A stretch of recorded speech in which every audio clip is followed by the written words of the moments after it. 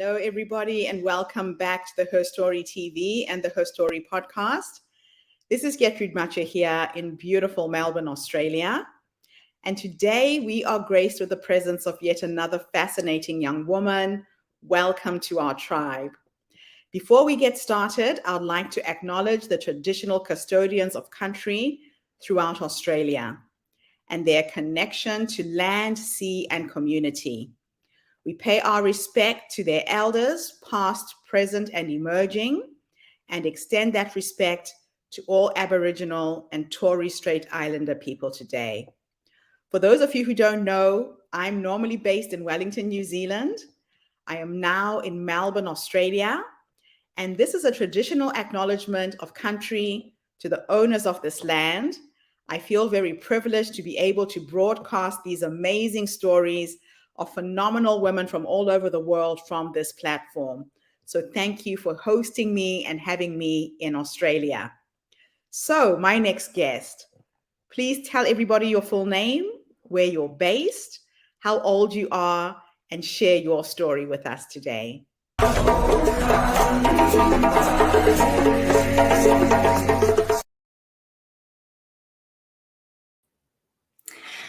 First of all, I would like to say thank you so much for having me today. My name is Sara. I'm 32 years old and I'm from Ontario, Canada.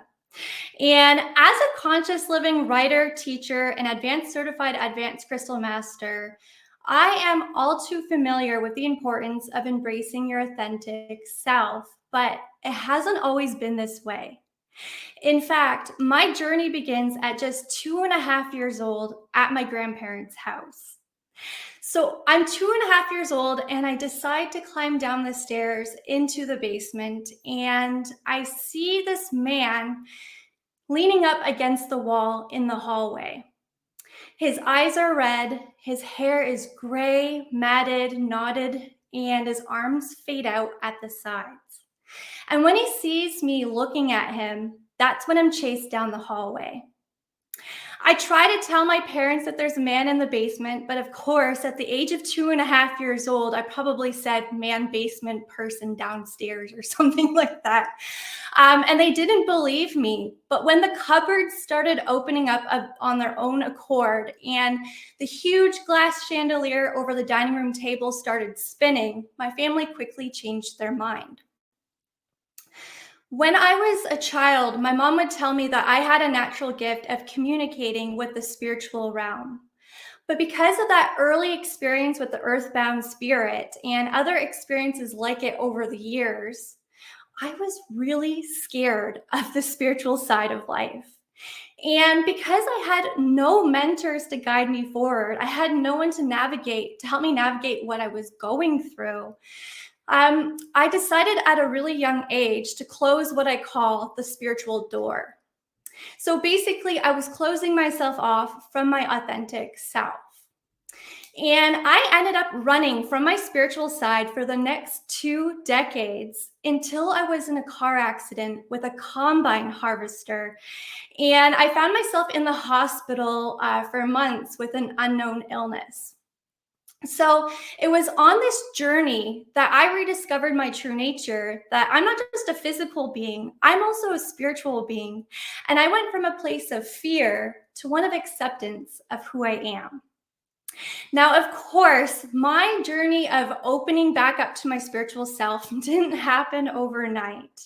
The turning point came after months of being in the hospital. I had lost all hope. And at the time, I found myself in the deep unknown, and I didn't know if I was going to survive. And I remember thinking that, there's got to be something that changes. There's got to be something more to life. I don't want to be on this journey all alone anymore. So I gathered my courage and I asked the universe for help. In the days that followed that request for help, it's like that spiritual door just went wide open and I started having spiritual experiences again. And one of those experiences happened at the hospital gift shop while I was visiting with my neighbor from town. And we had entered the gift shop when a book immediately caught my attention across excuse me, across the store. So I walked to the book, and the book was called You're Going to Be Okay by Holly Girth. And so even though I was attracted to the book, when I opened the book, however, I found myself second guessing that initial attraction because the book was full of Bible references. And even though I was confirmed as a Catholic as a child, I never really felt that Christianity completely resonated with me. So I really felt unsure as to whether that book was for me. So I put the book back, but as I was walking away, that book flew off the shelf several feet away from the wall. So when that happened, I knew that that book had something that I really needed to read. But when I picked it up, I was like, okay, but what about money? I had been in the hospital for months. I'm not sure if I want to spend my money on this book. So about 5 minutes later, I put the book back. My neighbor comes up to me and she says, you know what? I think I'm going to buy that book you were looking at, and you can read it first and I will read it after you. So I'm unsure of the book. It flies off the wall. I'm sure about the money. My neighbor, who was not even next to me when I was looking at the book, offers to buy the book and has me read it first. So clearly I really needed that book, aside from the name You're Going to Be Okay. So after these experiences, I kept that spiritual door wide open, but it wasn't until 2 years after that initial car accident that I was in a second car accident and a series of synchronicities that my actual business started. So 2 weeks after the second car accident, I found myself in my usual nightmare where my car is about to roll over. Now, this dream is different than the other ones because there's an angel standing outside of my car door. And as my car is about to roll over, he says, release the brakes. So I release the brakes and my car doesn't flip over. When I wake up, I realize that he was telling me to let go of the fear. It's time to move forward. So I decided to do an oracle card reading to find out how I can move forward. And of course, the cards that came up were release your fears, it's time to move forward, and you're being called into teaching and healing. So I asked to be shown the way. And late that night, around 11 o'clock at night, suddenly out of nowhere, I remember about this book sale that happens in the mall a couple times a year that my coworker had told me about months before. I had no idea when this book sale happened, and I'm a huge book lover. So when I remembered about it, I went online to research it, and it turns out that the book sale started the next morning. So that morning, I got ready and I wanted to leave the house first thing. I wanted first pick of those books. I didn't want to miss out on any of the good stuff. Now, of course, I was delayed by traffic on my way there. And so by the time I got there, people were already looking through the books. And I found myself next to this woman, and her arms were absolutely full of books. And we got into a conversation. About 30 minutes after we were talking, she invites me to her house. Now, I normally don't go home with strangers, but because of all the series of events that led me to that moment, I believe that I was exactly where I needed to be, and I needed to go home with that lady. So a few days after I met her, I went to her house. We had tea, cake, and salad. And at the end of the conversation, she says, Sarah, why do you think we met today? And I said, I have no idea. You tell me. And she's like, well, I asked the universe for a teacher, and I think you're that teacher. So as they say, when you're ready, the teacher will appear. Well, clearly I was the teacher in that circumstance. So I don't believe in coincidences. And I believe that deep down that I was meant to help people on a spiritual journey. And so days after that experience, I started my spiritual blog. And then shortly after that, I started healing services with my clients. Now, of course, my business evolved with me over the years. It's no longer exactly the same as it was then. Today, I am passionate about helping those on a spiritual journey to reconnect with their hearts so that they can create the life of their dreams. And I do that through my new program, the Crystal Companions program, where I teach my students how to confidently integrate crystals into their daily lives so that they can begin to transform their lives with the assistance of their crystal companions. And also, I am writing a memoir about my spiritual awakening experience with hopes that it's going to be a beacon of light for those who find themselves in the unknown.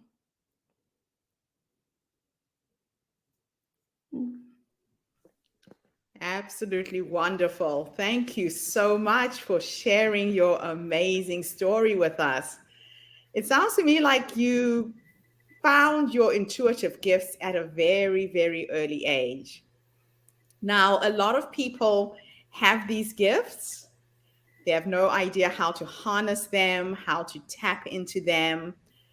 What would your advice be for somebody who is sensing that they have something special?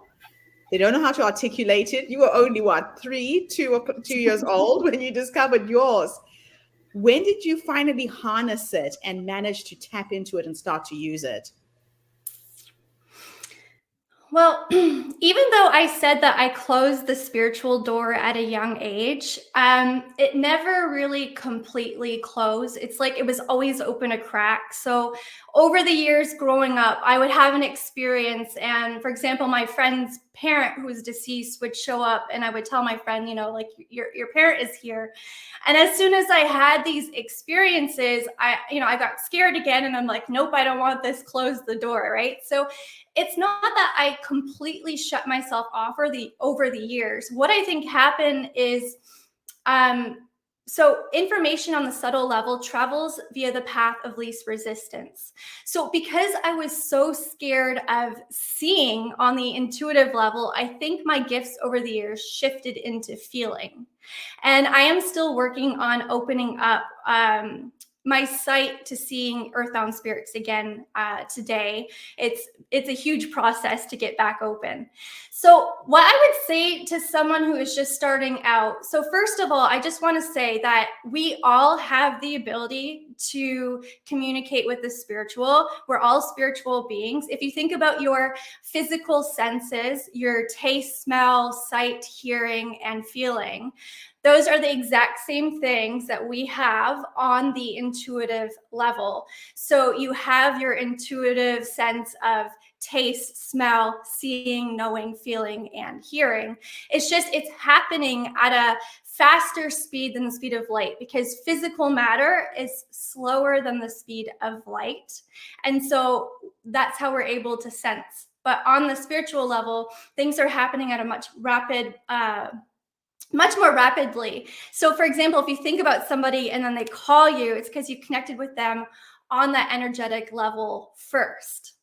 So the information travels via the path of least resistance. So I would say, see where you're open first, and that will be the easiest way to start connecting with the spiritual. So whether that's feeling, if you've ever gone into a room and you feel the energy after an argument or after a fight, that's feeling on the energetic level.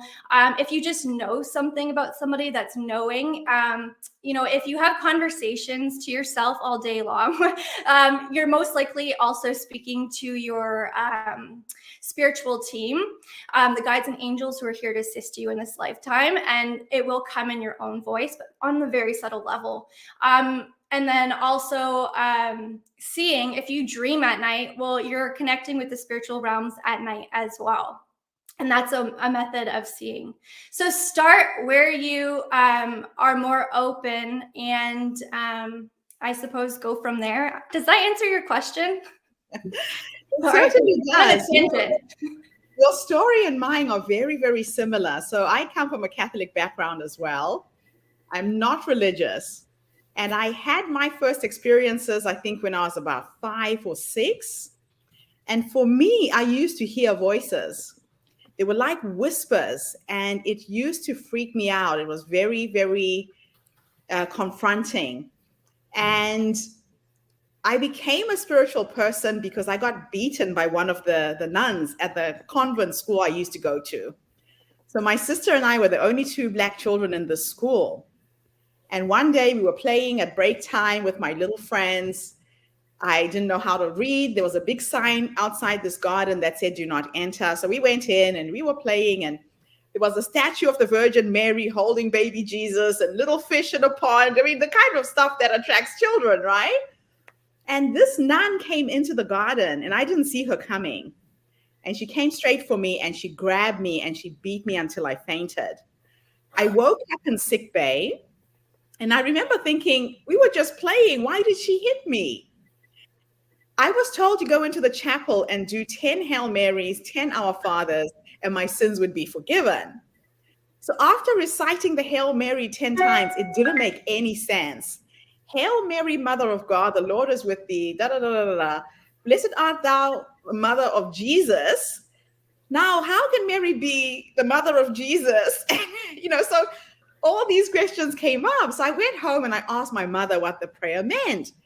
I got a beating from my mom as well because she said I wasn't listening to the nuns, and she couldn't answer the question. Now, I'm like a little bulldog. When I'm onto something, I need it explained. You can imagine, as a child, nobody could explain it to me. But I told myself at that age that that woman who hit me wasn't a good person. And I vowed that for the rest of my life, I would be a good person. And we had a picture of Jesus in our house. I had a cousin who was an artist who went through this religious revival, and he started painting these Jesus pictures. And it was this white man with blue eyes and scary hair. And these pictures would be dried around the edges of our house. And people used to come and buy these pictures. They were very lifelike. And he had these eyes that would move, and the eyes would follow across the room. And so I hated those pictures. They just scared me. And that's when I started hearing my whispers. And I remember negotiating with them and telling them to go away. And they went away for years, and they did come back. They came back with a feeling. Now, you talked about books jumping off bookshelves. I've experienced that. I got to meet my spiritual guides. I was in Edinburgh. I had gone for a book fair, and I had a day between Edinburgh and London to just get on a train and get to Edinburgh. So I went into a bookstore, and I'm looking for something to read.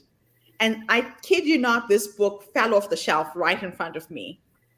And it had How to Meet Your Spiritual Guides. And there was a meditation process that you went through before you went to sleep. And all you had to do is ask, "What is your name?" And I woke up with the word Syros. So that's a strange word. What does that mean? And I went onto Google and I typed in this word.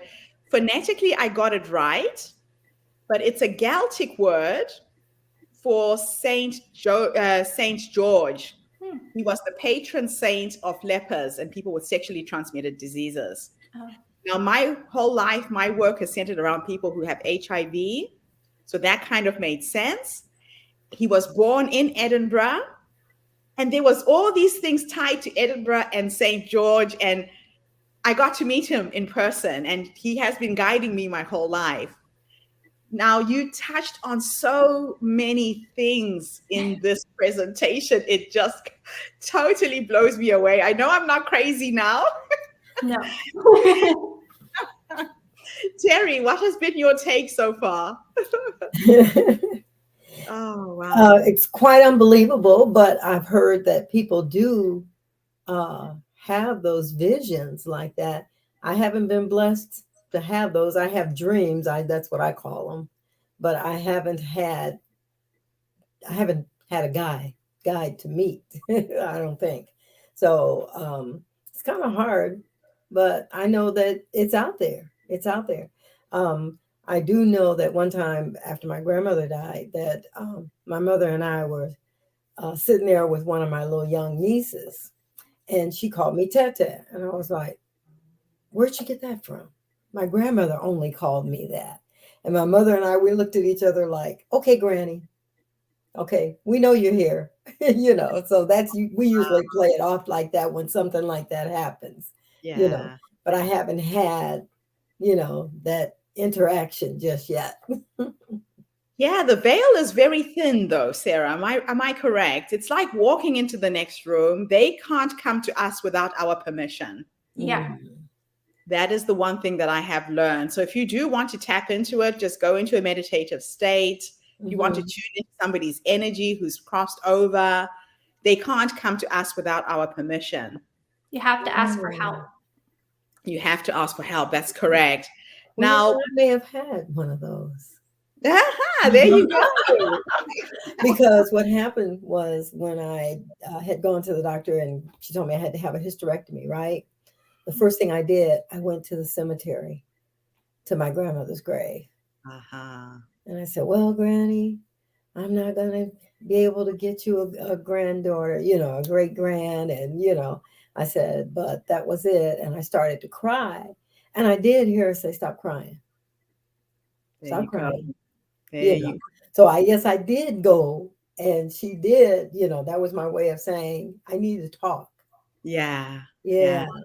Yeah. It is pretty magical. Now, Sarah, when you filled out the form, when we asked you to fill out a form to come onto the podcast, you had 3 things that you want our audience to get. Can we go through that? Can you remember what you put, or shall I remind you?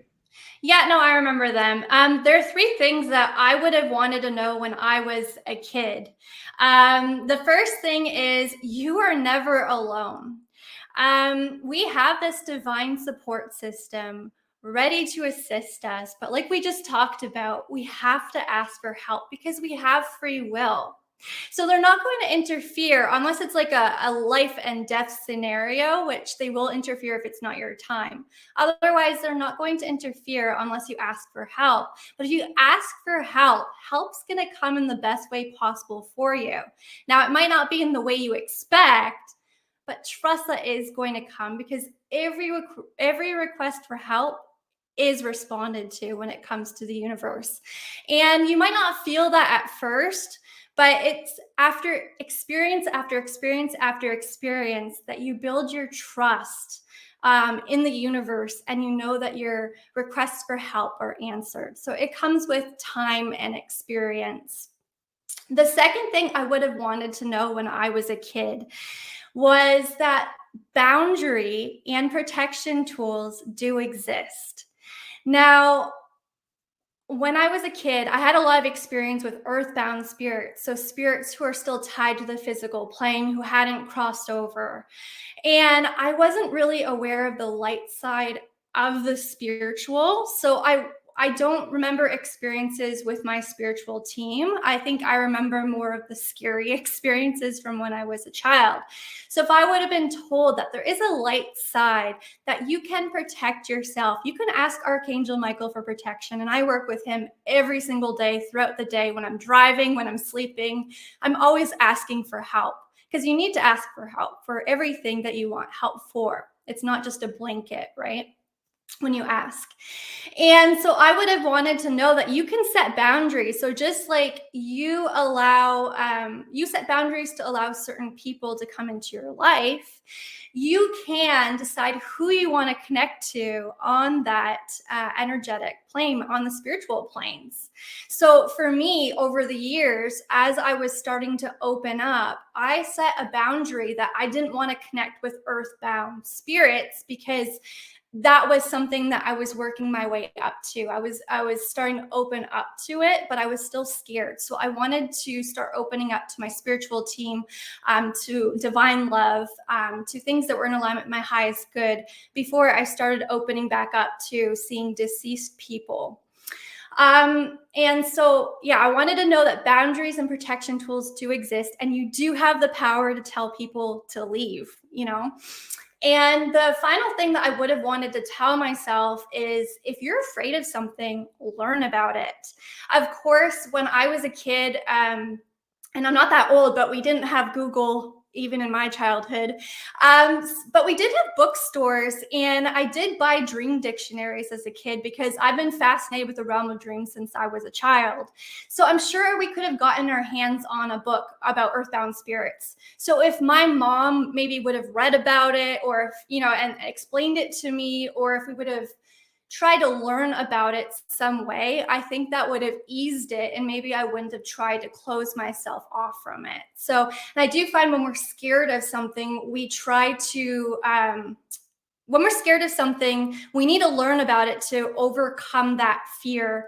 It becomes less scary because now you know about it, right? So I would have liked to have known that too, to learn about it, and you get more comfortable. Fantastic. So my next question for you is this. If time was an illusion, which it is, and your past, your present, and your future could exist at the same time, and I could teleport you into the future to meet the future you at the age of 100, and you're sitting in your rocking chair surrounded by your dogs, your cats, your grandchildren, your great-grandchildren, and you could have a conversation with that wise woman based on how you're living your life right now, what would you say to her? It's really funny you asked that question because I actually put myself in my future shoes all the time. Because here's the thing. I believe that our dreams are our dreams for a reason. And I believe we wouldn't have our dreams if they weren't there, as part of our life path.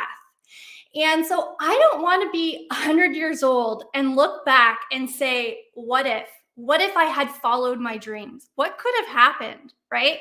Rather, I want to live my life, and I want to pursue my dreams, and I want to know that I did everything possible in order to obtain my goals, in order to get to my dreams. So if I'm having a conversation with my 100-year-old self, I want to know that I did everything I could to pursue my dreams. I took that risk. I put myself out there despite my fear. I felt the fear and I did it anyway. And yeah, so it's just the pursuit of dreams that I think is very important, because they say that a lot of people regret that on their deathbed. What would have happened if I would have followed my dreams? So I don't want that to happen. I totally agree with you. I play with my dreams a lot. A lot of my wisdom percolates through my dreams. And I play with my future self as well, because she's already out there waiting for me to catch up with her. And she's guiding me to where I want to go. So my advice to people is go into a meditative state. If you're working through something, you're looking for answers, you have the answers inside you already. And sometimes if I get stuck, all I ask myself before I go to sleep is, what is my next step? And sometimes it comes as a voice in my head, go left, go right, contact this person or that person. Or in conversation with other people the next day, somebody will say something, or I'll meet that random stranger who takes me home, like the lady you were talking about. So it's the people around me that give me the answers as well. And I absolutely love playing with dreams. So Sara, you are definitely a missing piece to our community. We would like to invite you to help us grow the spiritual side of our movement. We have a lot of business-focused women. We've got a lot of religious-focused women. I'm looking for things spiritual that don't have any boundaries. We're having an International Women's Conference in May for 10 days from the 1st until the 10th of May. So I'm going to send you an invitation to participate in that. But before we go, Terry, do you have any parting thoughts?